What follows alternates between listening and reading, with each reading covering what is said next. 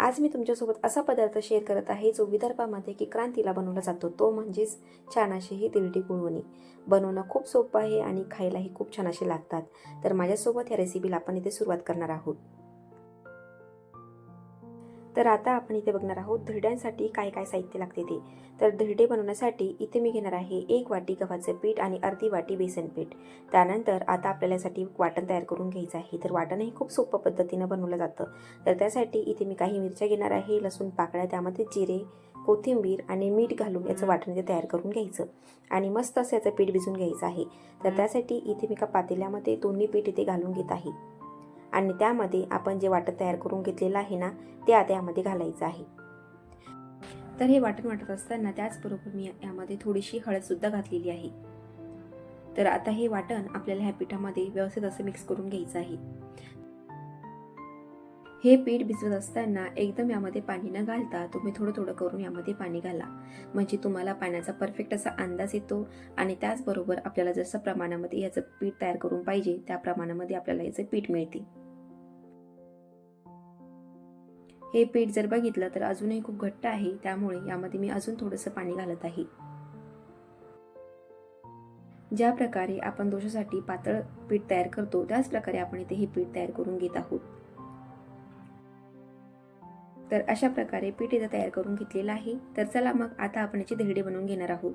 तर धिरडे बनवण्यासाठी पारंपरिक पद्धतीने इथे मी एका कांद्याचा वापर करत आहे, किंवा तुम्ही इथे गाजर किंवा मुळा असेल ना तर त्याचा वापर करायचा आहे. तर अशा प्रकारे मी कांद्याला छान असं कट करून घेतलेलं आहे गोल आकारामध्ये आणि आता कांद्याच्या सहाय्याने आपल्याला तव्यावरती भरपूर असं तेल लावून घ्यायचं आहे. तवा छान कडकडीत असं तापले गेलेला आहे आणि आता यामध्ये चमच्याने आपण हे जे पीठ आहे ना ते अशा प्रकारे तव्यावरती घालून घेणार आहोत आणि तवा गोल गोल साईडने फिरवून आपण याचे छान असे धिरडे तयार करून घेत आहोत. धिरडे उलटत असताना जास्त काही करू नका. त्याची एक बाजू छान अशी व्यवस्थित बसल्यानंतरच तुम्ही त्याला उलटायचा प्रयत्न करा. व्यवस्थित असं एक साईड त्याची भाजल्या गेल्यानंतर तुम्ही जर त्याचे काठ बघितले तर आरामशीर अशी वर निघत आहे. तर आता ह्या वेळेला तुम्ही त्याला टर्न करून घ्यायचं आहे आणि दुसरी बाजू याची छान अशी भाजून घ्यायची आहे.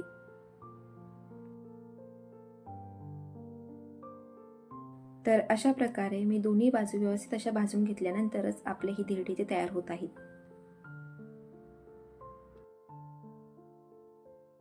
आणि आता राहिलेले सर्व धिरडे मी ह्याच पद्धतीने कांद्याचा वापर करूनच छान असे तयार करून घेत आहे.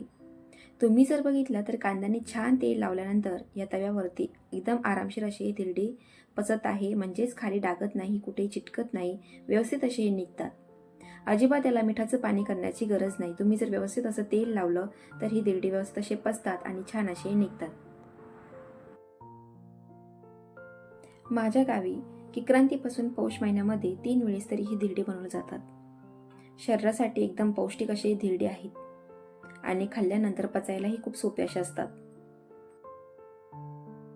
तर आता ही धिरडे बनवून झाल्यानंतर आता हे खायचे कशासोबत, तर माझ्या गावी हे धिरडे खाण्यासाठी स्पेशली गुळाचं गुळवणी बनवलं जातं. तर इथे मी गुळाचं गुळवणी बनवून घेतलेलं आहे आणि ह्या गाळण्याने मीच गाळून घेत आहे. त्यानंतर ह्या गुळवण्यामध्ये छान असं साजूक तूप घालायचं आणि यासोबत हे धिरडे खायचे आहेत. त्याचबरोबर पारंपरिक पद्धतीने तिळकुटासोबत सुद्धा हे धिरडे खाल्ले जातात. आणि तुम्हाला जर गुळवणी किंवा तिळकुटासोबत ही धिरडे खायची नसतील तर तुम्ही मस्त अशी बटाट्याची चटणी करा आणि त्याच्यासोबत ही धिरडे खाऊन बघा. खूप छान असे लागतात. त्यामुळे एकदा तरी ह्या किक्रांतीमध्ये ही धिरडे नक्की बनवून बघा. खूप सोपी पद्धत आहे. कोणालाही सहजपणे पहिल्यांदा जरी बनवायला गेलं ना तरीही जमतील असे ही धिरडे आहेत. त्यामुळे नक्की ट्राय केल्यानंतर मला कमेंट करून नक्की कळवा. आणि माझ्या जर रेसिपी तुम्हाला अशाच आवडत असतील ना तर प्लीज माझ्या चॅनलला लाईक, शेअर आणि सबस्क्राईब करायला अजिबात विसरू नका.